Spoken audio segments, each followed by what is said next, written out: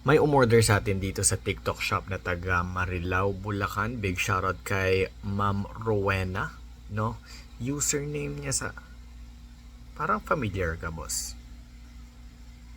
Weng, yung username mo, Weng. Reorder mo na ba to or hindi? Parang familiar lang. Yung Weng mo ang haba ay parang, kaya parang nakuha yung attention ko.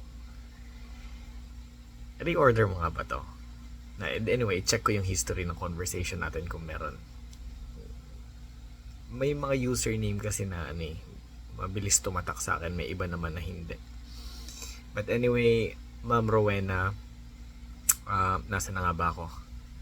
Nakita ko itong order ninyo. Linggo ngayon ng gabi. Bukas maasikaso po ang order ninyo. Lunes, ang order ninyo ay 1 litrong honey, no? Next day delivery lang po tayo since taga Marilao lang po kayo. Ibig sabihin, Tuesday onhan nyo po. Ulitin ko po Linggo ngayon ng gabi. Lunes bukas maasikaso, ma-pick up din po ng JNT Express Rider bukas. Kinabukasan nun, Tuesday, onhan nyo na rin po agad.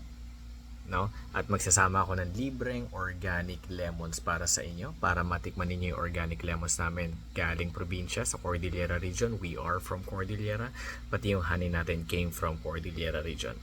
So there you go, mabilis ang update lang po sa inyo. Bukas, Lunes, balitaan ko po kayo ulit. Maraming salamat po. Update nyo nga ako kung repeat order nyo na po ito or hindi. Anyway, i-check ko rin po yung history ng account ninyo. Maraming salamat.